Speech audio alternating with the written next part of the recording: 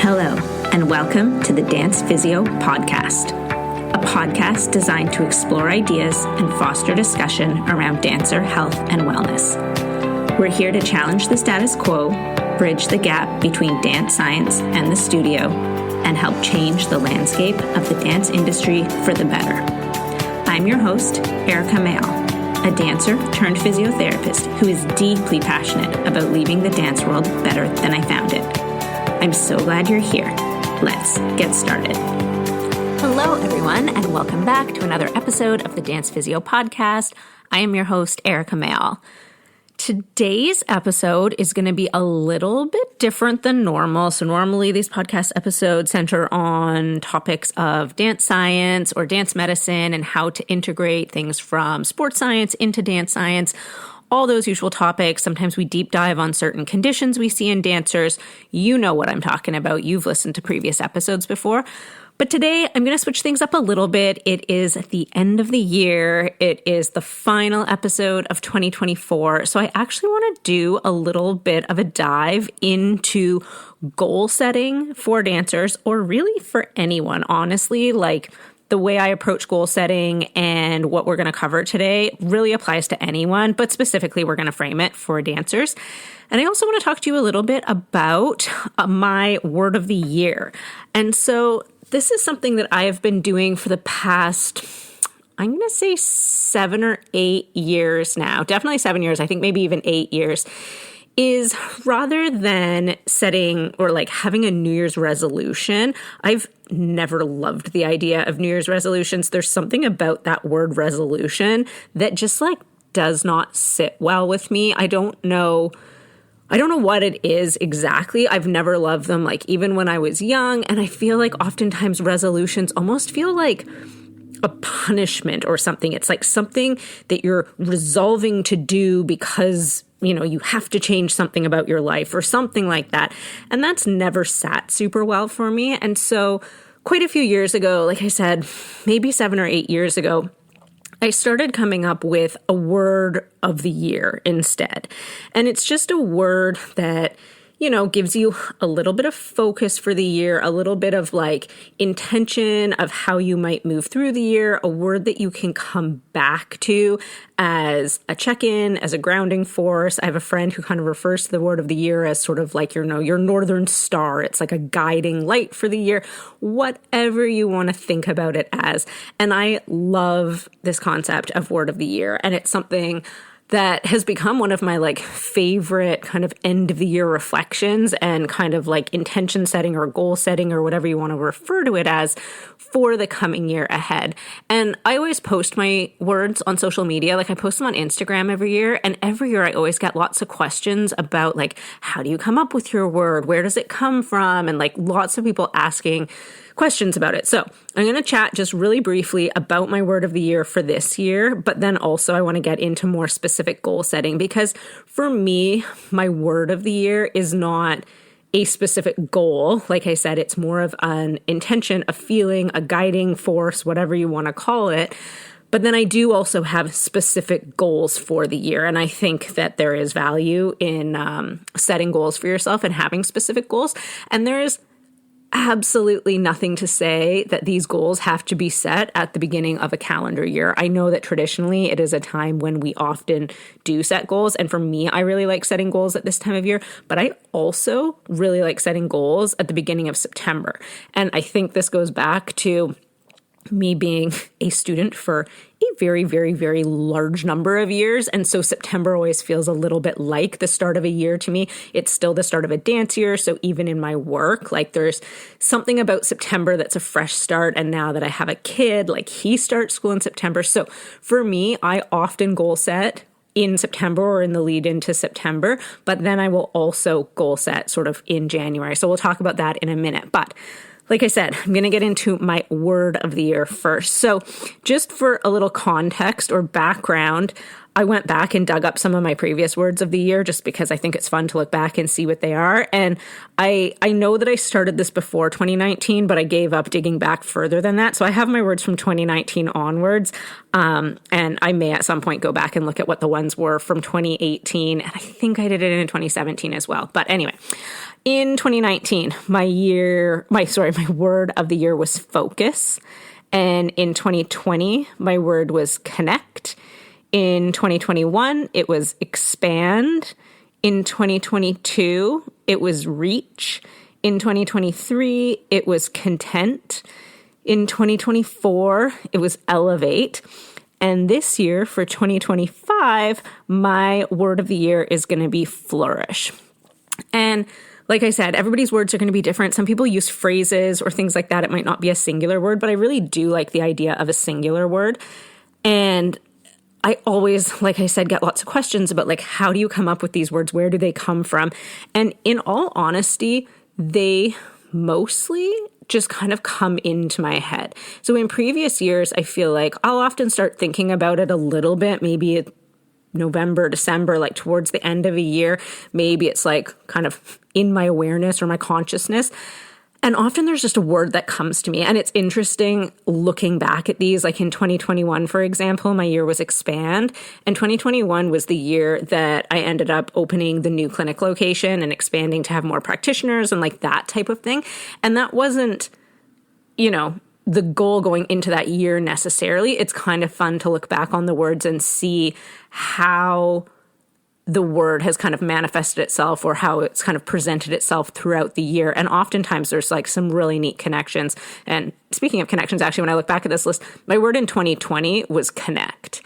And obviously none of us could have predicted what was going to happen in 2020. But I think it's neat to look back on it because I do feel like as much as that year was like, really challenging in so many ways, I do feel like there was a lot of connection that happened, especially in the online space. So maybe we weren't able to connect in person, but there was so much online connection that happened sort of throughout that year. So anyway, I do think it's fun to kind of look back and sort of see where these words fit in, how they kind of have like impacted things, even if it's on a bit of like a subconscious level throughout the course of the year. In terms of flourish, I will do a social media post about it. And so you can kind of hear or see my thoughts about like why this is a word that is going to be my word for 2025. Just a brief definition of it. And obviously there's multiple definitions, but for me, flourish, the definition that is resonating most closely with me is to grow or develop in a healthy or vigorous way, especially as the result of a particularly favorable environment. And like I said, I will expand on this like in a social media post if you're interested. So go check that out in the next couple of days, or maybe even it'll be up today. I'm not sure. And you can kind of see how that's going to fit into things. But I also wanted to talk about the word of the year because, like I said, in previous years, it's been words that have like kind of just come to me. And I'm like, this is what I'm feeling going into this year. And I've not actually had to think or deliberate on it a whole bunch.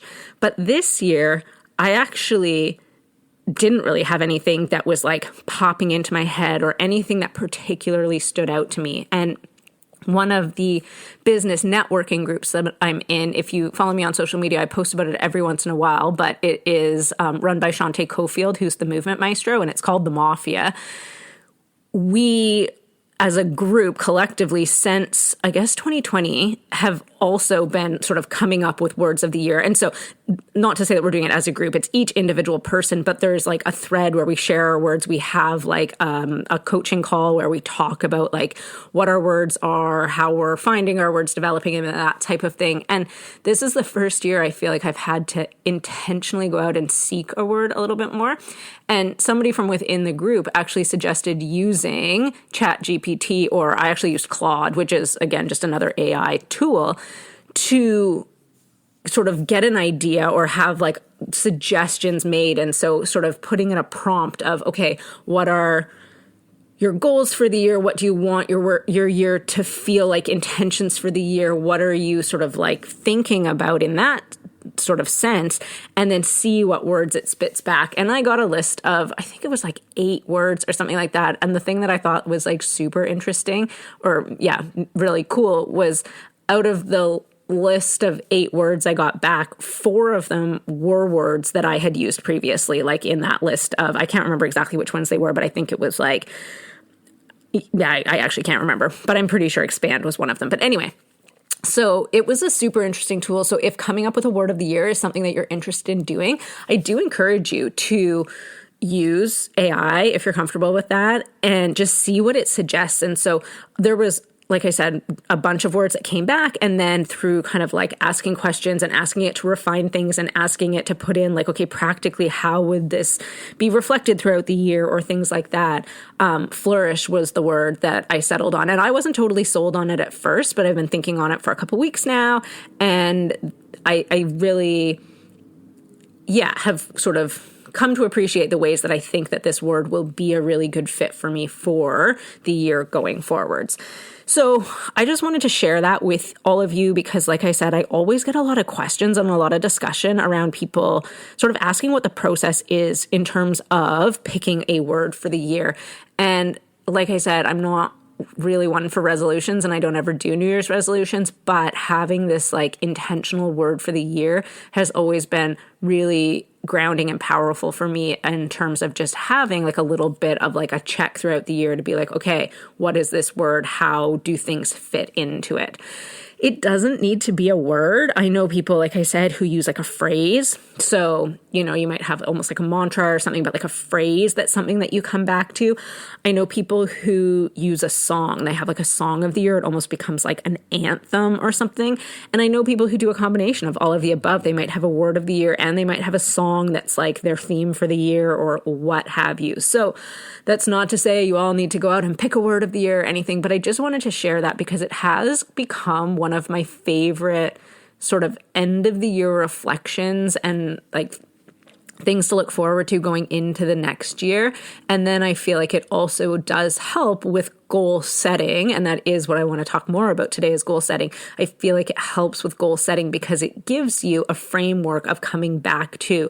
So in my case, with my word being flourish this coming year, if I'm setting goals, I can use that as a bit of a framework to say, okay, will that goal help me flourish? And that can be in a variety of different ways. And like I said, I'll define that word a little bit more for myself as well. But it just gives you a little bit of a sort of check and balance to be like, okay, will this help me kind of with my goals throughout the year? So with that, I will get into goal setting a little bit. I'm not going to talk too long on this. Hopefully I want this episode to stay fairly short, but goals are something that comes up a lot in the clinic. And most specifically, when people are seeking out physiotherapy, the goals are often physical goals. So if somebody's rehabbing or recovering from an injury, the goals are often, to get back on stage, to get back to doing full classes, to get back to performing, things like that. And sometimes there's very specific events people are working towards. So maybe it's like an exam or a competition or something like that. And sometimes it's more just, people want to be able to get through an entire class pain-free or things like that. So we talk about goals a lot and we're constantly sort of like working towards goals, whether we've really expressly written those goals down or not. There is an element of working towards goals that happens a little bit sort of naturally within the rehabilitation process. But I also have a lot of dancers who come into the clinic with just the desire to work on a specific goal and they're not rehabbing from an injury. And what I mean by that is we get dancers who come in who say, I really want to be able to do X, Y, Z. So I want to get my splits. I want to get my back handspring. I want to be able to do a triple pirouette, like whatever that skill is. And again, because I'm in the world of physiotherapy, we're mostly looking at physical goals. So kind of like physical feats. But sometimes dancers have other goals as well. And so I'm not going to be the expert on talking about those types of goals. So maybe you have goals around performance, anxiety or things like that. It could be anything from a more like mental wellness perspective or a more self-care perspective and things like that. And like I said, I'm not going to be the expert on those, but the things I'm going to talk about with goal setting, I think are applicable to all types of goals. We just see and talk about more the physical goals in the clinic. It is also, I think, quite useful for dancers to set goals that aren't necessarily tied to, like I said, like rehab or recovery or things like that. And so again, this is the time of year where a lot of dancers or even dance teachers may be sitting down and doing some goal setting for the coming year. So again, January 1st, people are sort of thinking about, okay, what are my goals for the coming year? And so this is a time where a lot of dancers, I think, are reflecting and then setting goals. So just some things in general to consider when you're setting your goals, because goals are obviously going to be so individual to every single person, but just some like general parameters for me, and I think probably others probably recommend this as well, is I find it much easier to think about goals in shorter periods of time, like in chunks of time. So if we think about a goal for like the entire year, that can feel pretty overwhelming. And maybe we have some goals that do make sense to set a goal for the entire year. But oftentimes, if we kind of break the year down into chunks, so whether that's quarters, which is like often used in like a business sense, people will like talk about quarterly like revenue goals or like whatever.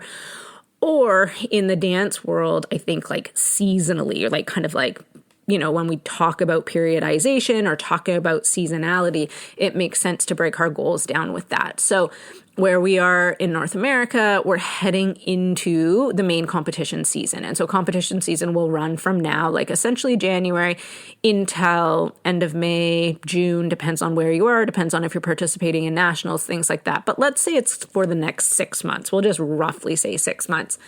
That's probably a better time frame in terms of goal setting than potentially thinking about goals for the entire year. Although there are certainly goals that need a longer time frame to achieve, in which case maybe we are thinking about the next year or 2 years or 3 years. And those could be bigger goals, like getting into a professional company or getting into a college dance program or things like that.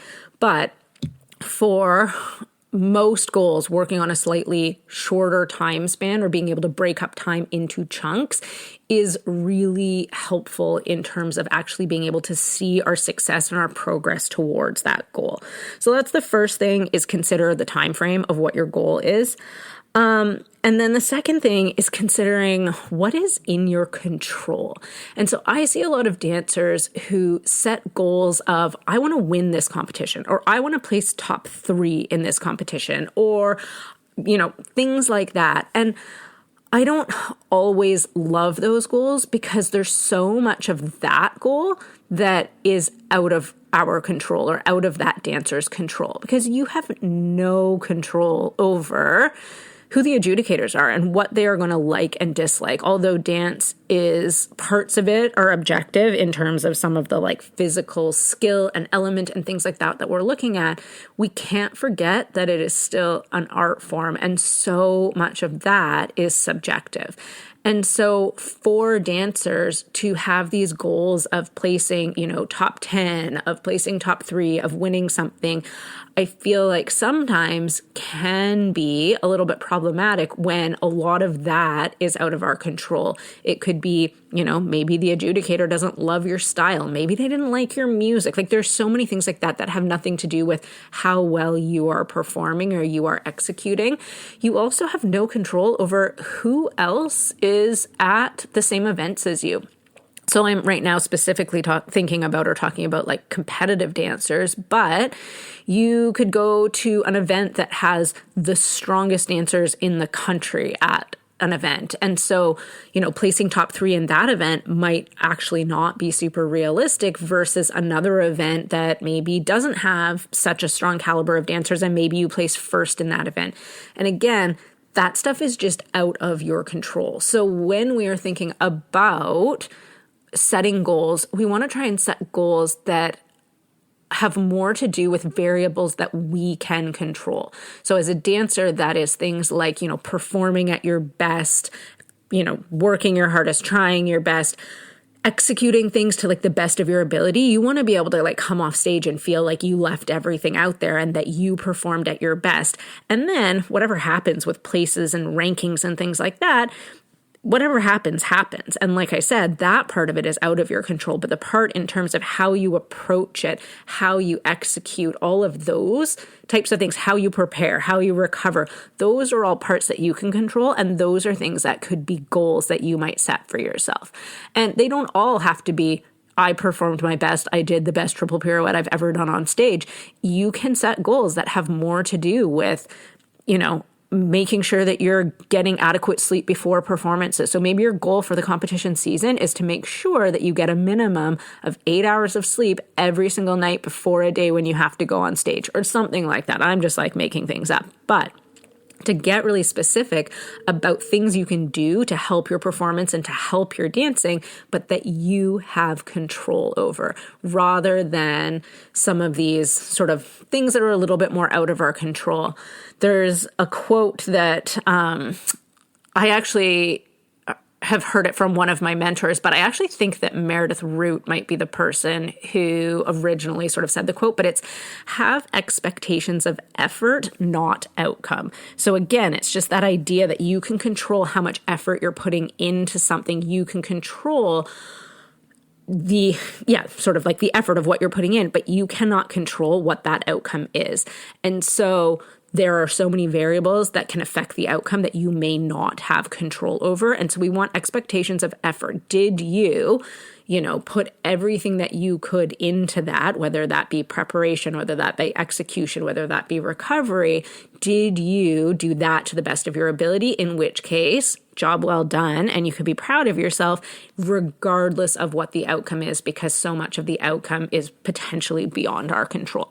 So that's just something to, again, think about when you're setting goals, because I see so many dancers, and especially young dancers, who have these goals that are maybe just like a little bit out of their control, and then they may feel disappointed that they didn't achieve their goals. And that's not to say we don't want to have lofty goals. It is super, super powerful to set goals that seem hard to reach and are challenging and are slightly out of our grasp, and pushing ourselves to achieve those goals. We can absolutely still be doing that without our goal being, I'm going to win this competition.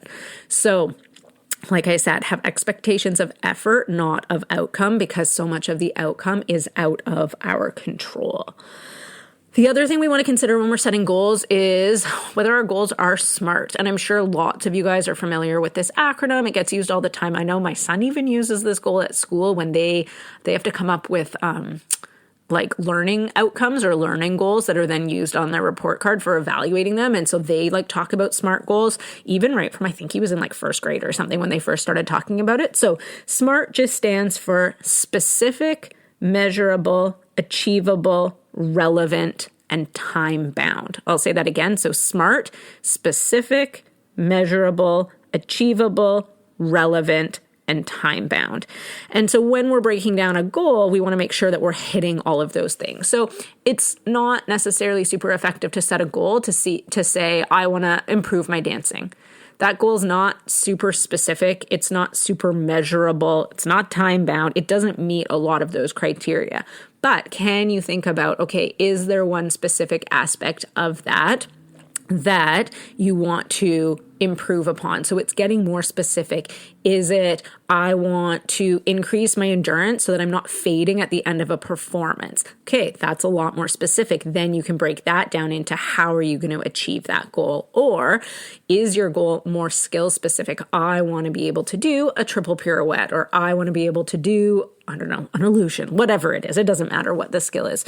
So making sure our goals are specific enough that we can break them down and actually have a measure of whether we improve. Because if we just say, I want to improve my dancing, what does that even mean? How are we measuring that? How are we, going to know if we've achieved that or not? And one of the really important things about setting goals is actually being able to determine whether we're achieving them or not. And so being able to check back and say, hey, yes, I achieved that, or no, I didn't. How do I need to adjust? What do I need to do to try and kind of correct course and make this a more achievable goal for me?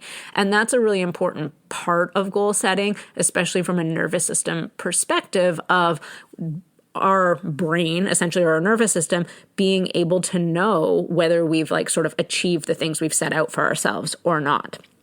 So we want to always try and think of that SMART acronym.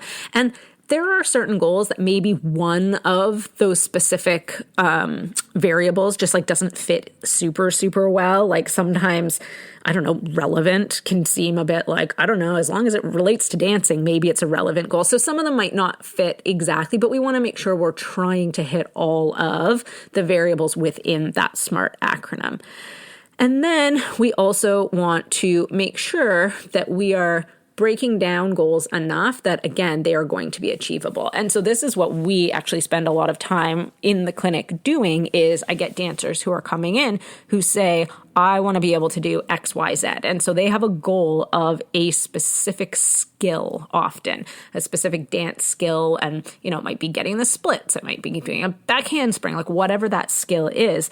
But we need to then break down that skill and figure out what are the components of it that we need to work on in order for you to be able to achieve that skill. So when we're thinking about physical skills, we're going to often break that down into categories. So what is the strength required to do that skill? So in certain muscle groups, in certain movement patterns, there needs to be a certain level of strength. What is the potentially flexibility or mobility required to be able to do that skill? So again, we're going to look at, okay, in the case of like splits, we need to have flexibility in the hamstring muscles on the front leg or the hip flexor muscles on the back leg or the inner thigh muscles, the adductors, if we're thinking about middle splits. Like what are the areas where we need to have certain levels of flexibility, and then where are we lacking? And so oftentimes I get dancers coming in, and I'm just going to use splits as an example because that's what I was talking about, who say, I want to get my splits, and they're like, I stretch my hamstrings all the time. And when we actually look and assess, okay, where are you at? Like, you know, what do your splits look like? We're looking at different muscle length tests, different mobility tests. They actually have more than adequate hamstring length to get into their splits. Their front leg in the splits is not the issue. Maybe it's the hip flexor in the back leg. And they've been stretching their hamstrings over and over and over and over again to try and achieve the splits when really the thing that they're missing for that specific skill is actually something else. So we want to break that skill down and figure out, okay, what are the strength components? What are the flexibility components? And then what are the skill development components? So for something like the splits, there might not be a lot of skill development necessarily. It's a pretty passive kind of activity or whatever you want to call it. But for something like, what's a skill that requires a lot more, like a turn. So somebody wants to improve their turns. They want to, you know, get their triple pirouette or whatever it is. There is a lot going on in a turn. So there's going to be strength requirements. There's going to be mobility requirements, but then there's also skill requirements. So are they able to spot their head correctly? Is the timing of their preparation on the turn, you know, effective in order to be able to turn? Is the motor control or the muscle like memory, is that working in their favor? There's so many different components of it. So we want to break the skill down into these components and figure out where it is that a dancer is potentially struggling so that we can build that up from there. And what we see more often than not in dance is that if a dancer has a goal of a specific skill, they often just drill that same skill over and over and over and over and over again. So again, a dancer wants to get a triple pirouette. They just keep practicing doubles or keep practicing a pirouette and aiming for a triple. But if you're consistently falling out of a turn after, let's say, a double, so say you can do a double, but you fall out of the like finish of a double, you're never going to get a triple unless we can figure out what it is that's causing you to fall out of it. Is it a weight placement over your supporting leg? Is it, you know, a lack of core stability? Is it not spotting effectively? Like, what is it that's causing you to not be able to like achieve that skill? Because just practicing the same thing over and over and over again is not necessarily going to get you towards that goal of that skill. So when we are thinking about goal setting, we want to really think, okay, how much can we break this goal down? What are the requirements of this skill? And then how do I work towards those? So I know that this is not always an easy task to do. And so especially for certain skills like a turn, what's really complicated, there's a lot of components going on and you might not on your own be able to figure out where am I like lacking, like what is it that's going wrong. But this is where teachers and healthcare professionals and people like that can actually step in and help you. So if you have specific skills or goals that you're working on, but you're not quite sure exactly what it is you need in order to be able to get to that end goal, ask for help. Ask for help from your teachers, probably first and foremost. And if they're not quite sure what's going on, then maybe, I get teachers who send dancers to me all the time because they're like, I can't quite figure out why this dancer can't do X, Y, Z. I feel like they have adequate strength. I feel like they have adequate flexibility, but there's something happening and they can't seem to get this particular skill. And then we can look at that more in depth as well and sort of try and problem solve that. So don't be afraid to ask for help when you're both setting your goals, but also trying to work on achieving your goals, because we want to make sure that we are doing the things that are going to move the needle the most, the things that are going to help get you towards those goals the best, as opposed to just practicing the same skill over and over and over again. So I think I'm going to wrap things up there because I wanted this episode to be a little bit short and I realized we're coming up on half an hour now. But hopefully that is helpful for you, just as a little bit of a framework of how we can think about setting goals, especially in the dance world where a lot of things are out of our control. And so we don't necessarily just want to set goals that are outcome-driven goals. We definitely want to try, if we can, to set goals that are also process-driven goals. And so being able to have goals that have things that we can control. So again, that expectation of effort and not necessarily outcome is a really great way for us to frame our goal setting. So I hope that's been helpful for all of you, whether you are a dancer or potentially if you're a dance teacher or a dance parent or whoever you might be, just to help frame some of this goal setting going into this next competition season that is coming up. If you have any questions or comments or ways that you like to go about goal setting, please reach out and let me know. I would love to hear from you.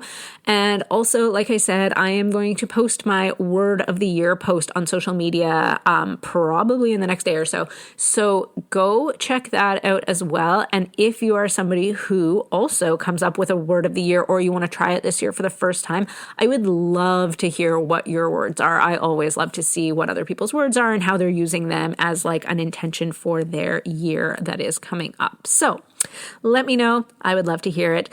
Thank you once again so much for being here. I really appreciate your support. I can't believe we have come to the end of a calendar year. This is the first full year of the podcast. So the first year that we have done a weekly episode every single week for 12 months. And I would not have been able to do this without all of your support. So thank you so much for listening. I really appreciate it. And I hope you have a great rest of your day.